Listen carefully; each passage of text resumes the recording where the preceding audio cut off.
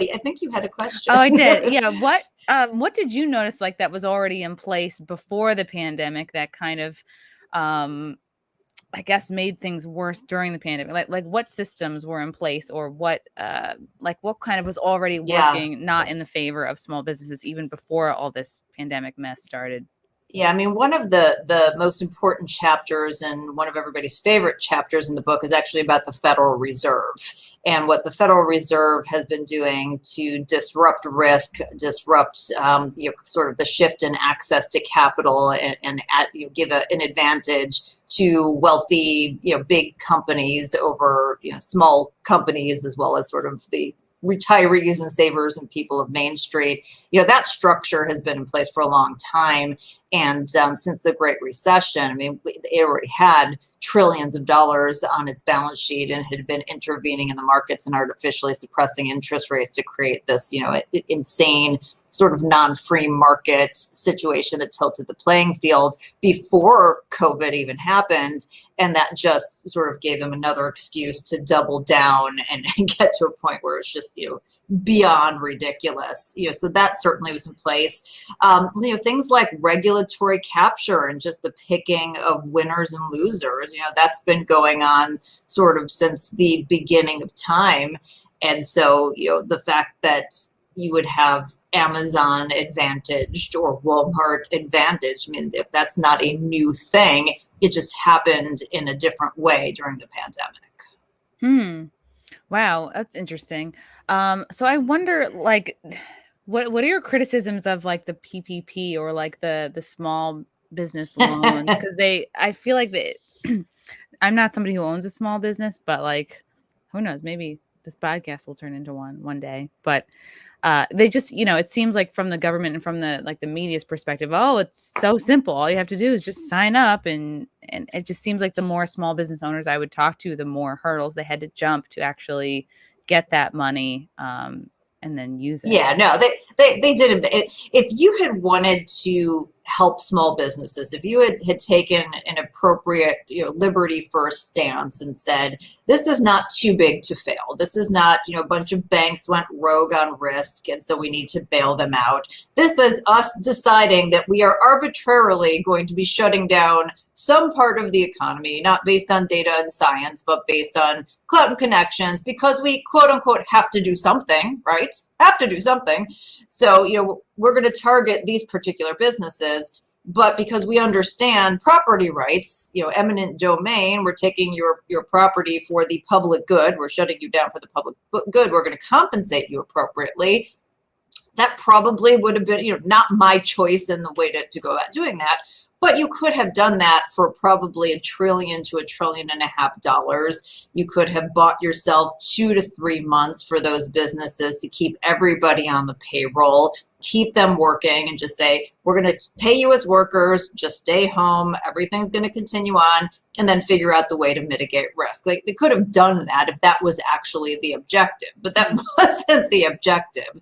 What they did in the CARES Act is that and then in the subsequent acts that followed, is that they spent like $6.6 trillion. The first tranche of the PPP was so small and organized in such a fashion that favored the biggest companies out there that were quote unquote small businesses, that it was exhausted in 13 to 14 days. So they had to actually go back through the well, as opposed to in the CARES Act, when you had places like colleges with huge endowments, or the Kennedy Center that has all of these assets that were just given money. Like, here's 25 million, Kennedy Center, for deep cleaning of a building that's not in use, whatever.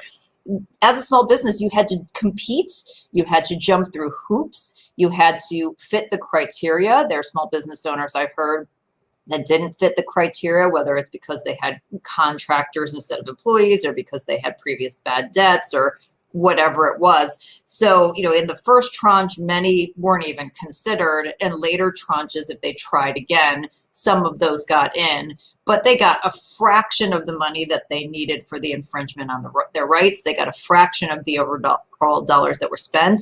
a lot of small businesses didn't want to take down the money because they just didn't trust the government at that point, and saying, okay, well, does this open me up to an audit, or like what else does this do that they're not telling me? Are they really gonna, you know, even let me get this, you know, and have this forgiven, or are they going to put me on the hook for it? So there was just so much distrust in place because of the structure of it, when it all could have been done very seamlessly and easily and rectified, you know, on tax filings during the following year.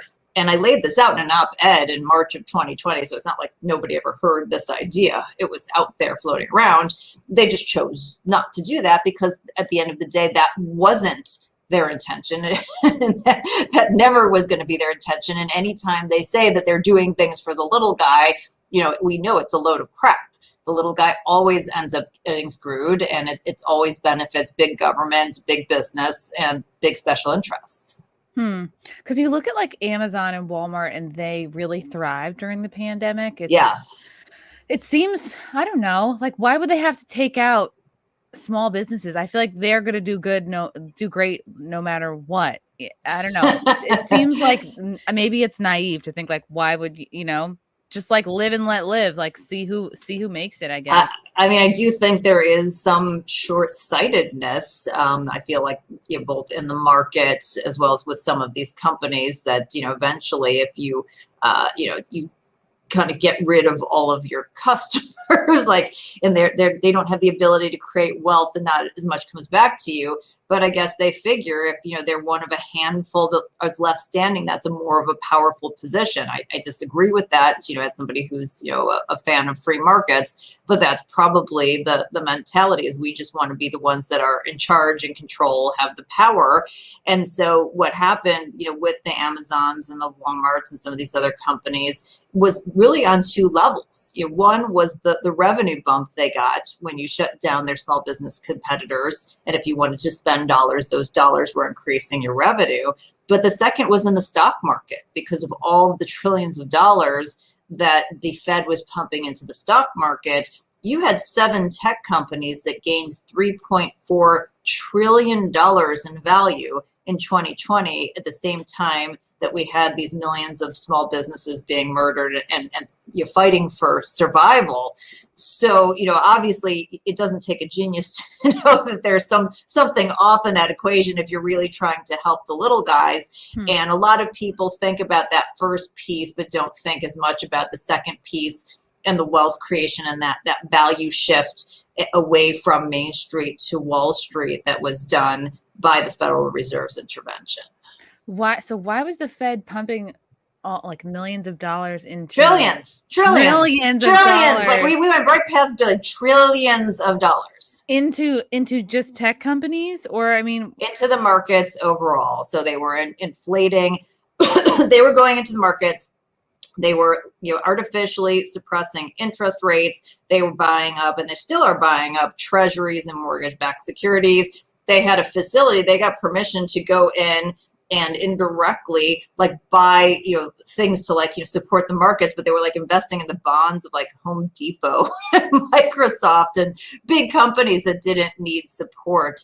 And basically, you know, it was just straight up propping up the stock market and bringing a lot of additional money that had nowhere to go but to, you know, continue to inflate valuations in these stock prices. And so, you know, those investors and those companies ended up benefiting, and Main Street did not. It is the most historic transfer of wealth that we've ever seen.